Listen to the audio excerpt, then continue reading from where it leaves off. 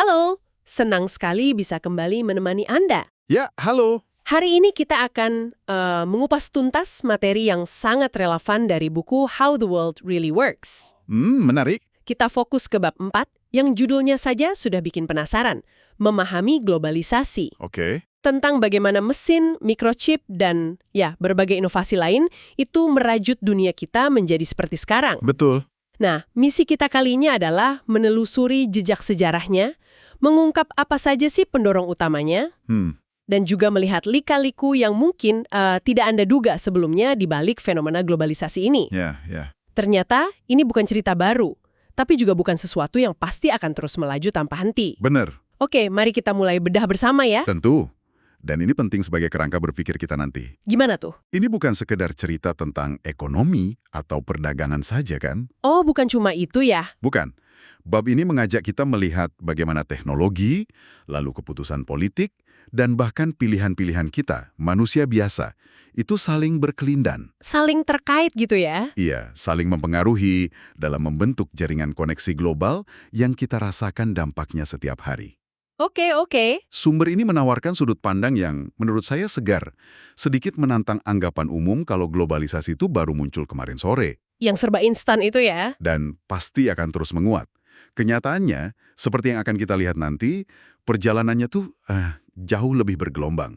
Tidak lurus naik terus ya? Dan tidak bisa diprediksi begitu saja. Menarik sekali. Karena kalau kita pikir-pikir globalisasi itu kesannya sangat kekinian ya? Iya, betul. Seperti fenomena abad ke-21 dengan internet dan segalanya. Tapi buku ini justru menarik benang merahnya jauh ke masa lalu. Ratusan, bahkan ribuan tahun. Jauh sekali ya. Disebutkan, misalnya, teknologi layar pada kapal itu sudah jadi semacam jembatan awal antar peradaban. Jembatan awal ya. Memungkinkan pertukaran barang dan ide, walau skalanya tentu terbatas. Betul, terbatas itu kata kuncinya di sini. Kenapa terbatas? Ya, teknologi awal memang jadi penghubung, tapi sekaligus jadi pembatas utama. Oh, jadi dua sisi ya? Iya, sumber ini memberikan ilustrasi yang sangat mengena menurut saya. Contohnya? Bayangkan perjalanan kapal perusahaan Hindia Timur Belanda VOC itu dari Amsterdam ke Batavia, sekarang Jakarta, di abad ke-17. Oke, VOC? Rata-rata butuh waktu 238 hari. Wow, Itu hampir 8 bulan di laut. 8 bulan, luar biasa lambatnya kalau dibandingkan sekarang ya. Betul. Kalau dihitung kecepatan rata-ratanya, cuma sekitar 4,7 km per jam. Hah, pelan sekali itu. Itu kan setara orang jalan kaki santai. Iya ya. Sulit membayangkan betapa berbedanya dunia saat itu. Arus informasi, barang, bahkan orang pasti sangat tersendat ya. Persis. Kondisi itu jelas membatasi sejauh mana dan secepat apa globalisasi awal bisa terjadi.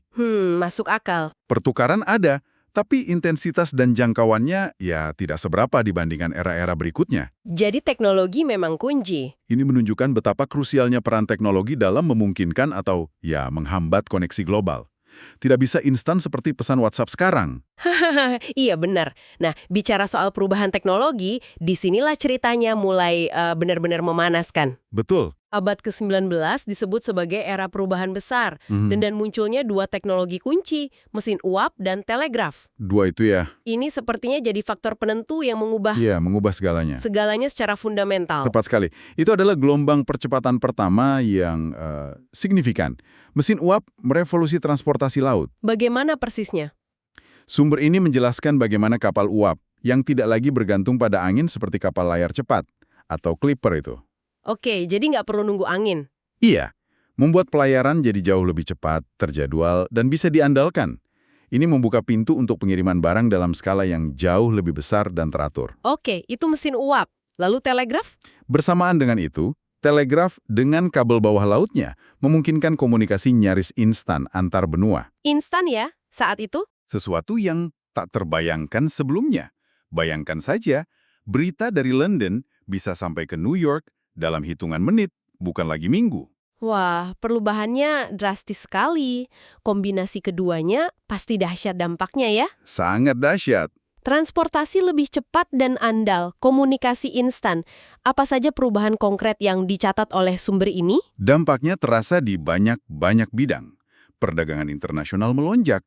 Contohnya ada. Contoh yang menarik adalah bagaimana daging sapi dari Amerika Serikat. Nah, ini berkat teknologi pendingin awal yang dimungkinkan oleh kapal uap. Oh, sudah ada pendingin. Awal sekali, iya. Itu bisa diekspor dan dinikmati di Inggris. Ini membuka pasar baru. Oke, pasar baru, terus? Lalu, migrasi massal antar benua menjadi jauh lebih mudah dan terjangkau. Oh iya, kenapa bisa? Kapal-kapal uap raksasa bisa membawa ribuan imigran menyeberangi Atlantik dalam satu perjalanan. Ini mengubah demografi banyak negara. Ribuan orang sekali jalan ya? Betul. Bahkan, fenomena pariwisata modern pun mulai tumbuh di era ini. Wisata, zaman segitu ya? Iya, dengan tokoh seperti Thomas Cook yang mulai menawarkan paket perjalanan wisata terorganisir menggunakan kereta api dan kapal uap. Wah, cikal bakal travel agent ya? Bisa dibilang begitu.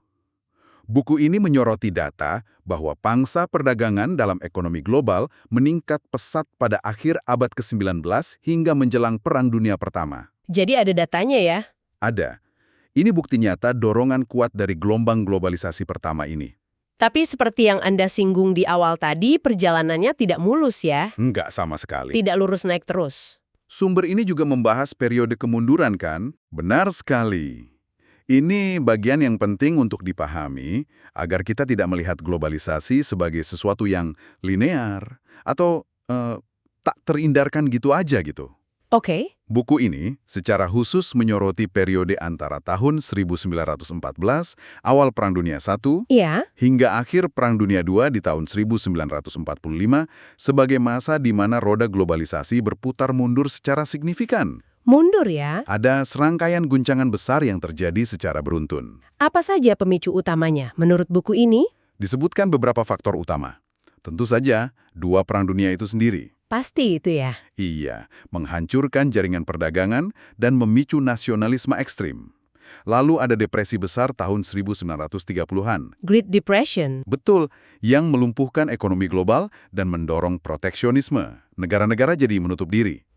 Ditambah tadi ketidakstabilan politik yang meluas di Eropa pasca Perang Dunia I. Eropa kacau ya. Lalu runtuhnya Kekaisaran Ottoman yang mengubah peta politik Timur Tengah, revolusi Rusia yang melahirkan negara komunis besar, Banyak sekali ya. perang sipil di Tiongkok, dan kemudian dimulainya Perang Dingin yang membelah dunia menjadi dua blok ideologi. Rentetan kejadian besar semua itu. Iya, rentetan peristiwa ini menciptakan ketidakpastian dan permusuhan yang, ya jelas, merusak fondasi kerjasama internasional. Ini menegaskan bahwa globalisasi itu sangat rapuh ya, sangat bergantung pada kondisi politik dan ekonomi.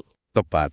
Ini menunjukkan bahwa globalisasi itu nasibnya sangat bergantung pada kondisi lain, tidak otomatis terjadi atau pasti terus berlanjut. Nggak given gitu ya. Enggak sama sekali. Gejolak politik, perang, dan krisis ekonomi bisa membalikan arah tren dengan cepat. Ada buktinya. Data yang dikutip dalam buku menunjukkan bahwa pangsa perdagangan barang dalam produk domestik bruto, PDB global, itu anjlok drastis selama periode ini. Anjlok ya? Iya. Ini jadi pengingat penting bahwa keterhubungan global yang sering kita anggap remeh, itu sebenarnya dibangun di atas fondasi stabilitas yang bisa retak kapan saja. Jadi globalisasi bisa surut. Betul, globalisasi bisa surut. Oke, jadi setelah periode surut yang panjang itu, bagaimana globalisasi bisa bangkit kembali? Apa yang mendorong percepatan berikutnya setelah Perang Dunia II, katakanlah, mulai tahun 1950-an? Nah, ini gelombang besar berikutnya. Didorong oleh serangkaian inovasi teknologi pasca perang. Teknologi lagi ya kuncinya? Selalu. Buku ini menyoroti beberapa yang paling berpengaruh. Pertama, mesin diesel. Diesel. Mesin ini terbukti jauh lebih bertenaga dan efisien bahan bakar dibandingkan mesin uap. Lebih irit ya? Iya, memungkinkan pembuatan kapal-kapal kargo raksasa untuk mengangkut barang dalam jumlah masif dengan biaya lebih rendah. Kapal makin besar. Kedua, munculnya turbin gas Turbin gas itu untuk apa? yang menjadi jantung dari pesawat jet komersial. Ini benar-benar merevolusi perjalanan udara. Oh, era jet dimulai di sini. Betul. Selain mesin diesel dan jet ada lagi, saya ingat ada soal peti kemas juga ya, yang kotak-kotak itu. Betul sekali. Kontainerisasi atau penggunaan peti kemas standar. Itu penting ya? Ini inovasi logistik yang dampaknya luar biasa besar, meskipun idenya mungkin terdengar sederhana. Gimana dampaknya? Dipelopori oleh Malcolm McLean, Standarisasi ukuran peti kemas ini secara drastis mempercepat proses bongkar muat di pelabuhan. Lebih cepat ya bongkar muatnya. Jauh lebih cepat, mengurangi biaya tenaga kerja, meminimalkan kerusakan dan pencurian barang, Oke. serta memungkinkan perpindahan barang yang mulus antar moda transportasi, dari kapal ke truk atau kereta api, tanpa perlu membongkar isinya. Oh, jadi nggak dibongkar satu-satu barangnya? Nggak perlu. Ini adalah revolusi tersembunyi yang membuat pengiriman barang antar benua menjadi sangat efisien. Jadi kombinasi kapal lebih besar dan murah berkat diesel, Ya? perjalanan udara super cepat dengan jet, dan logistik super efisien dengan kontainer. Ditambah lagi, bukankah ini juga era dimulainya revolusi komputasi? Tepat. Munculnya transistor dan kemudian sirkuit perpadu atau microchip awal di periode ini menjadi fondasi bagi komputasi modern. Awal mula komputer ya? Betul. Meskipun komputer saat itu masih besar dan mahal dibandingkan sekarang. Iya, segede lemari katanya ya. Iya, tapi kemampuannya sudah mulai dimanfaatkan untuk mengelola logistik dan operasi bisnis yang semakin kompleks dalam skala global. Oke. Jadi kombinasi semua inovasi ini di bidang transportasi, logistik, dan komputasi awal memicu ledakan pertumbuhan ekonomi dan perdagangan global. Seberapa besar ledakannya? Apakah sumber ini memberikan gambaran skalanya? Kayak tadi tuh. Skalanya benar-benar mencengangkan. Periode dari tahun 1950 hingga sekitar 1973 sering disebut sebagai zaman keemasan ekonomi pasca perang. Golden Age ya? Iya. Buku ini menyajikan data yang luar biasa. Produksi baja dunia naik hampir 4 kali lipat. 4 kali. Produksi semen hampir 6 kali lipat. Produksi amonia, bahan dasar pupuk penting, itu hampir 8 kali lipat. Wow. Produksi plastik, material baru yang ada di mana-mana sekarang, meroket lebih dari 26 kali lipat. 26 kali lipat. Plastik ya? Dan untuk menggerakkan semua ini, konsumsi minyak mentah global juga naik hampir 6 kali lipat. Semuanya butuh energi ya? Betul. Ini adalah era ekspansi produksi dan konsumsi material yang belum pernah terjadi sebelumnya dalam sejarah manusia. Dan globalisasi memainkan peran kunci dalam memfasilitasinya. Contohnya? Kapal tanker minyak raksasa yang sering disebut VLCC dan ULCC itu. Oh, yang super besar itu. Iya, Very Large dan Ultra Large Crude Carrier menjadi ikon era ini, mengangkut energi untuk industri dunia. Wow, angka-angka itu benar-benar menggambarkan skala perubahannya ya. Luar biasa. Sangat besar. Dari situ kita kemudian masuk ke fase yang sering disebut hiperglobalisasi, benar? Betul. Era internet, jatuhnya tembok Berlin. Betul. Dimulai kira-kira akhir 1980-an atau awal 1990-an, dunia memasuki fase integrasi global yang lebih dalam lagi. Lebih dalam lagi ya? Ya. Runtuhnya tembok Berlin dan berakhirnya Perang Dingin membuka jalan bagi negara-negara bekas Blok Timur untuk bergabung ke dalam ekonomi global. Dunia jadi lebih terbuka. Tiongkok juga semakin membuka diri terhadap perdagangan dan investasi asing. Lalu didirikanlah Organisasi Perdagangan Dunia atau WTO. WTO tahun 95 ya? Ya, 1995. Sebuah badan global yang menetapkan aturan main perdagangan antar negara dan mendorong liberalisasi lebih lanjut. Dan teknologi apa yang jadi pendorong utama di fase ini? Pasti mikroprosesor ya, yang makin kecil makin kuat itu. Tepat sekali. Revolusi mikroprosesor benar-benar mencapai puncaknya di era ini. Kekuatan komputasi meningkat secara eksponensial, sementara biayanya turun drastis. Makin murah, makin canggih. Sumber ini memberikan perbandingan yang bagus. Mikroprosesor pertama Intel, 4004, tahun 1971, itu hanya memiliki sekitar 2.300 transistor. Cuma 2000-an ya? Bandingkan dengan chip prosesor modern di komputer atau smartphone kita yang bisa memiliki miliaran transistor. Miliaran? Jauh sekali lompatannya. Peningkatan kekuatan komputasi ini ditambah dengan meluasnya penggunaan internet dan teknologi pendukung seperti GPS. GPS juga penting ya? Sangat. Memungkinkan koordinasi rantai pasok global yang super kompleks, komunikasi instan ke seluruh dunia, dan aliran modal serta informasi dalam skala yang tak terbayangkan sebelumnya. Jadi di era hiperglobalisasi ini semuanya terhubung lebih erat dari sebelumnya. Seberapa besar skalanya? Skalanya memang luar biasa. Nilai perdagangan barang internasional mencapai puluhan triliun dolar per tahun. Triliunan dolar. Arus investasi asing langsung atau FDI, yaitu saat perusahaan dari satu negara berinvestasi secara signifikan, seperti bangun pabrik atau akuisisi perusahaan di negara lain, Oke, FDI. mengalir deras, melintasi batas negara, Pasar keuangan global menjadi sangat terintegrasi dengan triliunan dolar diperdagangkan di pasar mata uang setiap harinya. Pasar uang juga ya? Dan jangan lupakan ledakan aliran data digital yang ukurannya sudah mencapai exabyte bahkan yottabyte, angka yang sulit dibayangkan nolnya. Eksa, yota, besar sekali itu. Dunia benar-benar terasa datar bagi banyak arus modal, barang, dan informasi. Tapi, sepertinya selalu ada tapi dalam cerita globalisasi ini ya. Iya, selalu ada kelanjutannya. Apakah fase hiperglobalisasi ini terus berlanjut hingga sekarang tanpa hambatan? Nah, ini dia poin krusial yang diangkat oleh sumber kita. Berbeda dengan narasi umum bahwa globalisasi itu seperti kereta yang terus melaju kencang tanpa henti. Yang sering kita dengar ya? Iya, buku ini menedikan bukti dan analisis, mengutip studi dari lembaga seperti McKinsey dan OECD yang menunjukkan bahwa intensitas globalisasi, khususnya dalam hal perdagangan barang fisik. Barang fisik ya, bukan jasa atau data.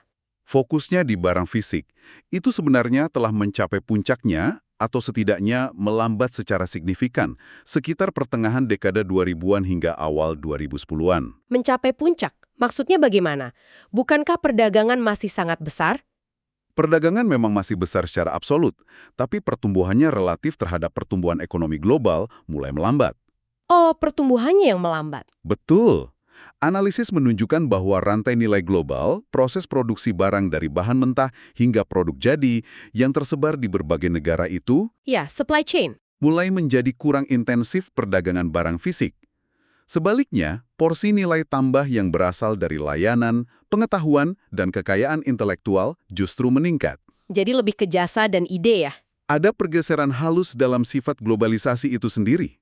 Ini temuan yang menarik karena menantang asumsi bahwa globalisasi barang akan terus tumbuh tanpa batas. Oke, jadi ada perlambatan atau pergeseran fokus.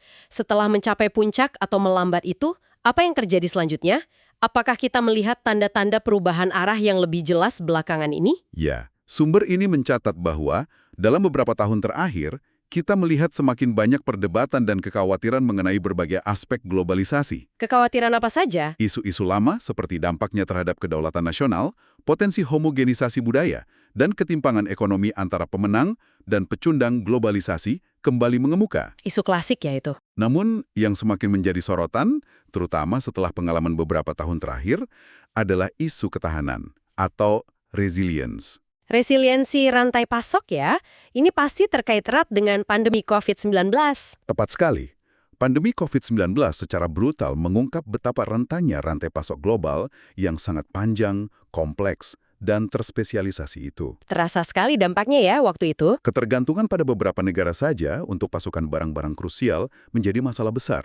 Contohnya? Buku ini mencontohkan bagaimana kelangkaan alat pelindung diri, APD, atau bahan baku obat-obatan Oh ya, masker, obat. yang banyak diproduksi di Tiongkok atau India, itu menyebabkan krisis di banyak negara lain saat perbatasan ditutup dan produksi terganggu. Benar-benar. Pengalaman ini memicu pemikiran ulang yang serius. Pemikiran ulang seperti apa? Apakah ada gagasan untuk benar-benar membalikkan globalisasi kembali ke zaman dulu?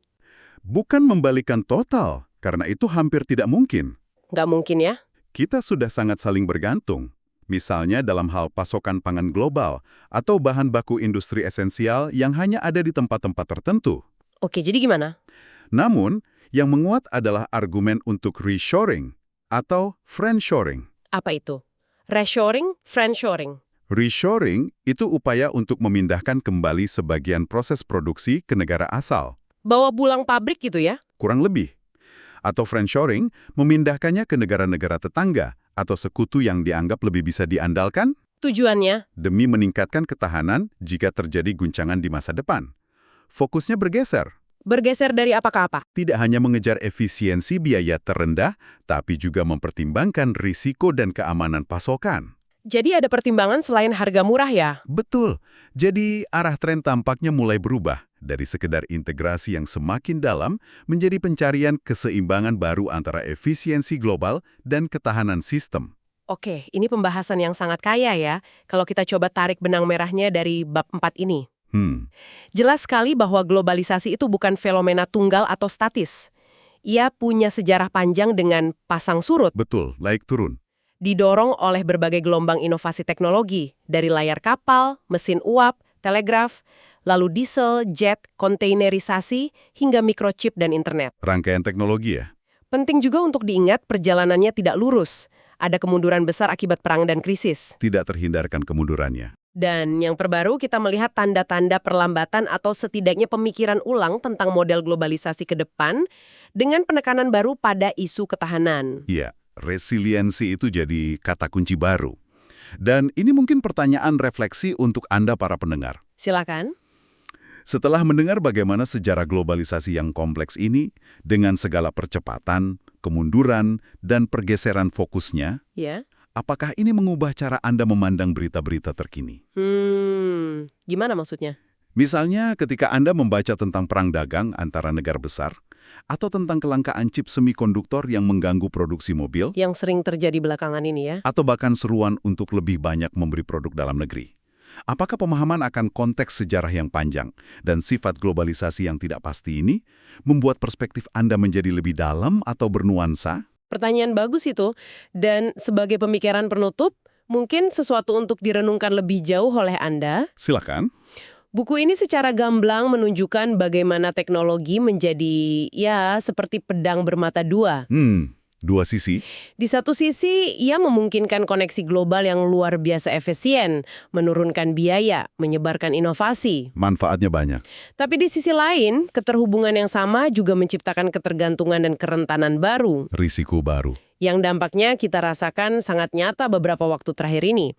Pertanyaan besarnya adalah, Ya. saat kita menatap masa depan, bagaimana kita menyeimbangkan dorongan untuk efisiensi dan integrasi global dengan kebutuhan mendesak akan ketahanan, kemandirian, dan mungkin sistem yang lebih terdesentralisasi atau bersifat regional. Keseimbangan baru ya. Keseimbangan optimalnya ada di mana? Ini tantangan besar yang perlu kita pikirkan bersama. Betul sekali. Terima kasih sudah menyimak pembahasan mendalam kita kali ini. Sampai jumpa lagi.